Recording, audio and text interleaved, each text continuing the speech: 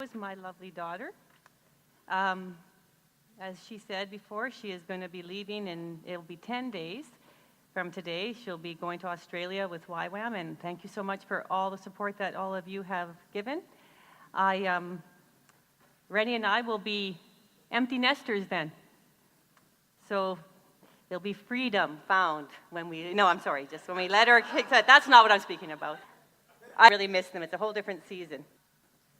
Okay, I don't know if I made I do not know how to do PowerPoint and all that stuff. I had my daughter do it. I don't think I did a title page, but the title of what I'm speaking about is, are you past 50% or are you not even at 50% yet? And it will make sense when I keep talking. If you don't know who I am, my name is Cindy Schulz. Randy, my long-haired husband, is in the back over there. You probably know him more because he's more involved in the church than I am. Anyways, we'll just get right into it because I was told by Jason that it was kind of lengthy and I needed to, so I took portions out. Everybody who knows me knows I like to talk. So I figure, I'm not going to volunteer in the children's area because the children will find out very soon that I'm not good there. I can't sing. And so I know how to talk, so I figured let's try this. Anyways, so this is my involvement. Ever since Rennie and I were married, we've been married, well, in a couple of weeks, it's going to be 28 years. If we have I know it's a long time for him to suffer with me. Anyways, ever since we've been married, if we have an argument or disagreement or whatever, and it happens on the rare occasion to be Rennie's fault, then he will come to me eventually and say, yeah, I did wrong, it's my fault, I'm sorry. And I say, okay. And then he goes, hey, just remember, I at least admit it that I am wrong. He would always say this. So I'm 50% on my way of getting there. And I said, yeah, but didn't you do this just last week? And now you're doing it again? So when are you going to get the other 50%? And he goes, don't complain. At least I'm 50%, he would say. I'll get to the other 50% eventually. So I've thought about this many times, and it reminds me of my Christian walk. Life is carrying on as it does, and all of a sudden something happens. Something we don't like, something upsets us, and we don't deal with it, not very well at least, or we don't deal with it at all, and we shove it deep inside, and we simply carry on as if it never happened. Or we use other means or vices to cope with the problem or the pain from the problem. Not healthy avenues. Actually, they create more of an issue.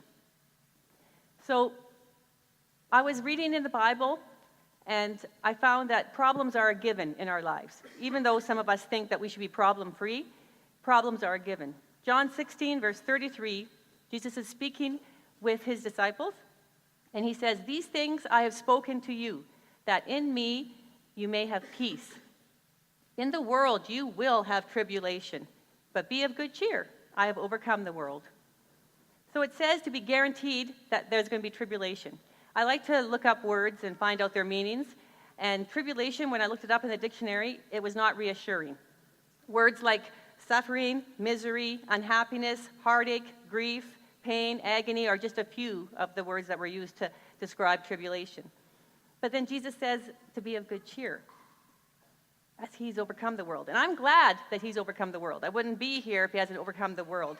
I wouldn't have the ability to look forward to heaven if he hadn't overcome the world. But if someone would have said to me, be of good cheer, Cindy, when I have different trials and tribulations in my life, and I've had quite a few in the last little while, I would have kind of looked at them and said, that doesn't cut it. It doesn't make sense to me to be of good cheer. Because sometimes when you're right in the middle of the cow dung of life, you don't really want to hear someone say and pat you on the back. My coping methods in the last little while have not been good. They've actually been really ridiculous. And like the song that Sarah just sang, I'm going to repeat some of the words. Truth is harder than a lie. The dark seems safer than the light. And everyone has a heart that loves to hide. I'm a mess and so are you. We've built walls nobody can get through. Yeah, it may be hard, but the best thing you could ever do is bring your brokenness and I'll bring mine, because love can heal what hurt divides.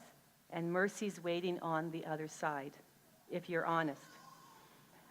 I got this song in the wee hours of the morning several months ago. Randy and I, he has his own alarm clock. I have my own alarm clock. We get up at different times. And his alarm clock had gone off, but he didn't even hear it. He was sound asleep. He didn't wake up. And the song that was playing was this song. And it kept going on and kept saying over and over again, if you're honest. And those words just kept haunting me. That's the 50% of the problem that I have been missing, is honesty. I have managed to cope and survive with a lot of things that I've had to face, but I'm not truly happy. Oh, I laugh sometimes and put on a mask of pretend, because you know that mask that we all put on so that the world will be convinced that everything is grand in your life. But listen to the rest of the song. It says, don't pretend to be something that you're not, living life afraid of getting caught. There is freedom found when we lay our secrets down at the cross. You see, living life afraid of anything is a prison. Like right now, I'm afraid that when I'm done speaking, you guys are going to go and have your Sunday lunch and go, boy, she was useless. I hope they never get her up there again. But you know what? That's okay. It's not my problem. That's your problem, because I am going to be speaking God's word. And in Isaiah 55, it says that his word will not return void. So somebody will get something out of it. Even if it's just me getting something out of it, that's all that counts. Anyways, so the last few months, I have been able to go to different churches. I went to the Winkler Harvest Festival and listened to the Humboldt Broncos pastor speak. And I've listened to all kinds of different people in the last couple of months speak. And one of the things that I found was interesting, even though they were speaking about different things, these people, a couple of them repeated this fact. They said, do not fear, that phrase, is in the Bible 365 times. Some poor soul went around looking through the Bible to find that and did that. But you know what? Nothing is a coincidence with God, because that's every day of the year. Well, they say sometimes I think it's 365 and a half, but 365 I'm going to go with. And every day God wants us to not fear and to be free. Every day.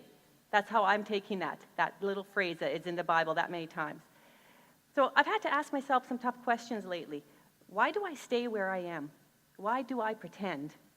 You know, I've built a really complacent, kind of easy, don't face the issues world around me. Maybe other people have it, but this is what I'm saying right now about me. This world that I've made is safe, somewhat predictable, except my work. My work is completely unpredictable and it's chaotic. But I can carry on with minimal disturbance. I can control who I let into my life and who I let out. I can put my walls up and deal with problems when I want to, if I want to deal with them. But Jesus keeps calling me. He keeps calling me out onto the waters like he did with Peter. He doesn't want me to stay there in my boat of self-preservation. I don't know if anybody else has a boat of self-preservation, but I sure do. And he doesn't want me to stare at the storm or the problems that are happening all around me. He wants me just to look at him and not be disturbed by the waves crashing or the wind blowing or whatever problem we are having in our lives at that moment. He wants me to focus on him, take his hand, and abide with him and walk out unafraid. I don't know if you have that quote, but I have a quote that I sent in by St. Ignatius. And his quote says, there are few men, and I'm going to say women too, there are few men and women who realize what God would make of them if they abandoned themselves entirely to his hands and let themselves be formed by his grace. I love that quote. But did you hear? He said, few people. And then that word abandon is in there. That word abandon doesn't sound right. Makes me think of people leaving a baby on a doorstep, or makes me think of someone who forgot their key and they're abandoned in a snowstorm and they can't get into their warm house. That's a scary word, abandon. It's kind of scary to let whatever you always have built for yourself be put into God's hands, even though he is God and he can do anything. It's still scary for us. So as the song says, can we be honest? and admit that we are not where we ought to be. I know I am desperate for more because I don't like staying where I'm at. I want more than that 50% that Ren seems to be content with, just admitting that I have an issue. I'm not picking on him, just sounds like it. Anyways, I want it. I want the last bit of the song that Sarah sings when she says, "It would change our lives. It would set us free. It's what we need to be." So after we are honest comes the next 50%, if we get there. The part that we are going to just delve into right now. I'm going to get some, I don't know if the verses are up there, but I'm going to get some verses that are really, really great. I'm going to read them. Then we're going to talk about these verses. Proverbs 3, verses 5 to 7. A common one that a lot of people know. "Trust in the Lord with all your heart and lean not on your own understanding. In all your ways acknowledge him, and he will direct your paths. Do not be wise in your own eyes. Fear the Lord and depart from evil." And then Psalm 37, verse 3 to 6. "Trust in the Lord and do good. Dwell in the land and feed on his faithfulness. Delight yourself in the Lord, and he shall give you the desires of your heart. Commit your way to the Lord. Trust also in him, and he shall bring it to pass. He shall bring forth your righteousness as the light and your justice as the noonday." And then one more verse. John 15, verses 5 to 7. Jesus is talking to his disciples again, so he's referring to himself. "I am the vine, you are the branches. He who abides in me and I in him bears much fruit, for without me you can do nothing. If anyone does not abide in me, he is cast out as a branch and is withered, and they gather those branches up and throw them into the fire where they are burnt. If you abide in me and my words abide in you, you will ask what you desire, and it shall be done for you." I love these verses.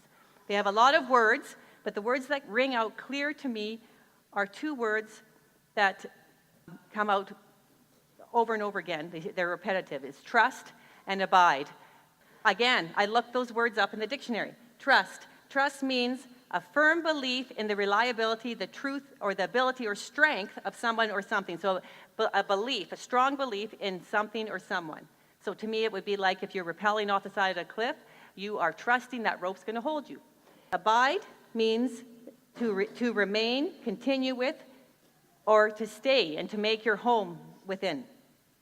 So those are two really good words. There's promises that these verses give you if you trust. Trust. The promises in the Bible say that if you trust, he will direct your paths. If you trust, he shall give you the desires of your heart. He will bring your righteousness and your justice forth as a noonday. And then abide. The promises for abide is that you will bear much fruit. And we know that fruit means fruits of the Spirit. Love, joy, peace, patience, kindness, goodness, faithfulness, gentleness, and self-control. Also, if you abide, you ask whatever you desire, and it will be done for you. Now, I think those are pretty cool promises. But also, there's a factual statement in John 15, verse 5. And the factual statement says, "Apart from me, you can do nothing." Now, basically, in layman's terms, I'm going to quote what Max Lucado said in a reading I had, that if you do not abide in him, he says, "You or I will never have relationships filled with love, joy, or peace. We will never have the self-control to resist temptation, and we will always be enslaved to our emotions when we don't trust in him, abide in him, because we can do nothing. We can't even do that." So God has a plan for our lives when we trust and abide in him. A wonderful plan. Jeremiah 29, verses 11 to 13. I'm going to read that. I don't think I have it up here. But people like to quote this verse because they like to read this first part. "For I know the plans that I have for you, declares the Lord, plans to prosper you and not to harm you, plans to give you hope and a future." But then comes the next part of the verse. "Then you will call on me and come and pray to me, and I will listen to you, and you will seek me and find me when you seek me with all your heart." He didn't say 50%, he didn't say 3/4, he said all of your heart. You know, it's interesting in this so-called Christian walk that we have, we want the plans that God has for us, but we are so unwilling to give up the control of the driver's seat or the reins if you're a horse person. I was listening to an interview with Stormy or Martian, She's the author of all those Power of a Praying Parent or Power of a Praying Wife or Power of a Praying Husband, all those kinds of books. And she was being interviewed. And I remember her saying that we have to be wary because Satan has a plan for our lives too. And we need to be watchful and not fall into his trap, but rather God's plan. So I never thought about it before. I always thought about that Satan can attack you in different ways, but I never thought that he has a plan, an actual plan for my life. I always just focus on God's plan. It doesn't mean that if Satan has a plan for me that I'm going to become an axe-wielding serial killer. That's not what I'm thinking. But what I think about is that when he has a plan for me is when I'm doing nothing. We can simply just remain in control of our lives and not let God be in control. We can just simply remain content and complacent right where we are, serving ourselves and our needs, being comfortable and safe, living small and scared, not trusting the God of the universe. I know personally how selfish I am. I convince myself that I'm a good person. I do good things. I'm sure God is pleased with me. But the Holy Spirit keeps on whispering to me. And he keeps saying, come, Cindy, come and just sit with me and stop your striving. I was brought up in a type of a church that taught that if you pray well, or sing well, or worship well, or live well, or give lots of money well, then you can take home a mind and a body that are well. But it doesn't always work that way, because hard times happen. Basically, crap happens, and trusting and abiding and hanging on to those beloved promises that I just read gets really difficult. No wonder Rennie settles for just admitting that he has a problem. Because the next half, the next 50% takes guts, takes humility, takes perseverance, takes surrender. It takes letting go of the reins or the driving wheel and stepping out of your boat of self-preservation. Now I'm going to tell you a story. I think there's a picture that I want to be put up at the end of the story that kind of describes how we can get through this. I love this story, and some people have heard it before. It's a true story. There's a man back in the 1800s, in 1857. His name was Charles Blondin, and he was a tightrope walker. He came from Europe, and he came over to Canada, and he stretched a 2-inch cable across the gorge of the Niagara Falls. Of course, this event, because he was going to walk across, attracted a lot of people, a huge crowd. And when he was quite the acrobat, because that's how he made his money. He yelled out to the crowd, and he says, how many of you believe I can carry the weight of a man on my shoulders and cross the gorge of the Niagara Falls? And of course, the crowd yelled, yes, we believe you can do it. So then he hoisted up, and he took a 180-pound bag of sand, and he stuck it on his shoulders, and he walked across this long cable. And when he got to the other side, everybody cheered and thought that was wonderful.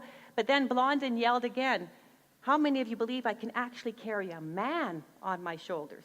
The crowd again called back, and they said, we believe. And then Blondin said, which one of you will come and volunteer to be on my shoulders and let me carry you across the falls? The crowd went silent. No one wanted to put their lives in Blondin's hands. I understand it would be probably exciting to watch, but to actually do it, to put your life in someone else's hands? Anyways, didn't happen. And sometime later, a man did volunteer to cross the falls on Blondin's back. It was Blondin's manager. Blondin said to him, just before they crossed, you must not trust your own feelings, but mine. You will feel like turning when you don't need to turn. And if you trust your feelings, we will both fall. Blondin's last words before they went was, you must become part of me.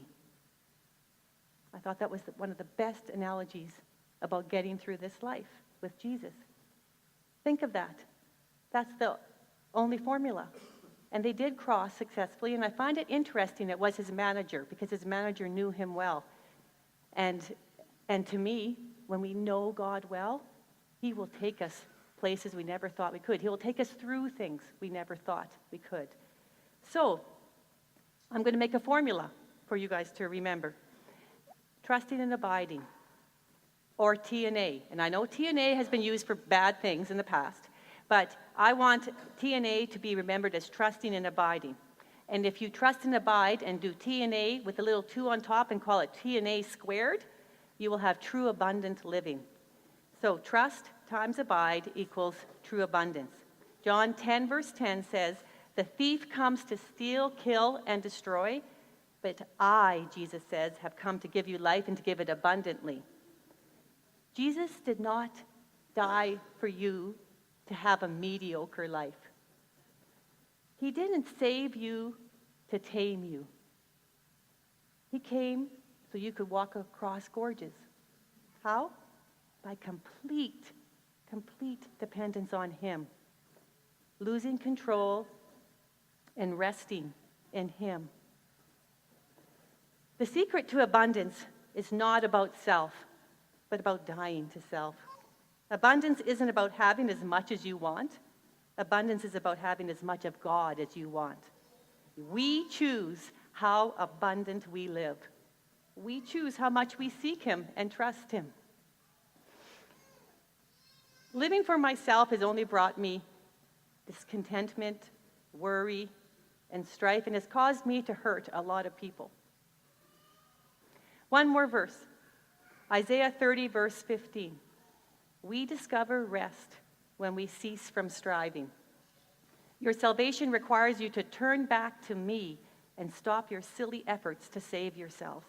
Your strength will come from settling down in complete dependence on me. So, I don't know if it's up there, but an acronym to remember. Trust. I like to use each letter and to make it into something to remember. And to me, trust means to rest, united, seeking and thanking. And abiding, always being intertwined, depending, dwelling, and it's everlasting. So, there's a solution. Rennie has it now. TNA squared. That's the solution for the other half of the problem. And it's not Rennie's problem, it's my problem, it's your problem. It's the other 50%. And although it begins with being honest and admitting and confessing where you are at, and this is not just like a baby Christian. This is seasoned Christians, because we get complacent and we get lazy. And yeah.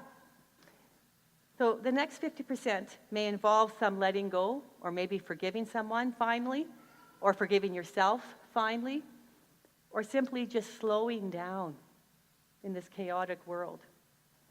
I don't know, but without trusting and abiding, for me, I can't do nothing until I abide, truly abide. Sometimes it takes me hiding in the work washroom and just saying, okay, Jesus, I don't know what to do next. Help me. And then I come out and I'm just like, okay, it's going to be okay. Letting go of control may be scary at first. It may mean sacrifice, but when you love God with all your heart, the sacrifice, the trusting and abiding, it's worth it.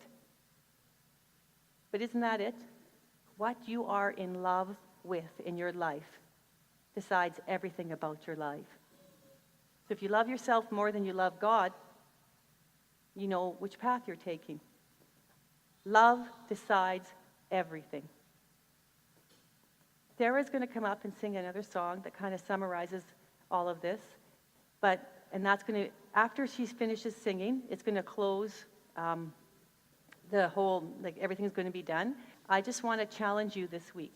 I challenge you to really set some time apart from the busyness of life and ask yourself, where am I settling?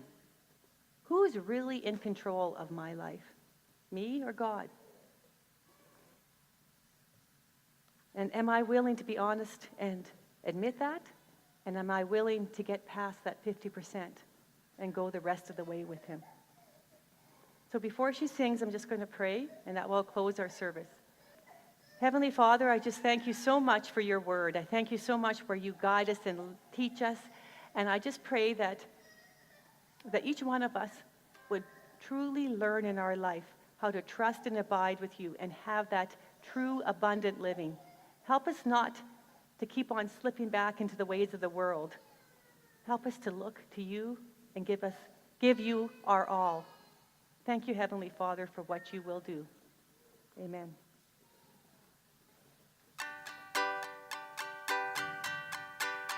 Here I am, all my intentions, all my obsessions, I wanna lay them all down in your hands. Only your love is vital, though I'm not entitled, still you call me your child. God, you don't need me, but somehow you want me. Oh, how you love me, and somehow that frees me to take my hands off of my life and the way it should go. Oh, God, you don't need me, but somehow you want me. Oh, how you love me, somehow that frees me to open my hands up and give you control. I give you control. I've had plans shattered and broken, things I have hoped in fall through my hands. You have plans to redeem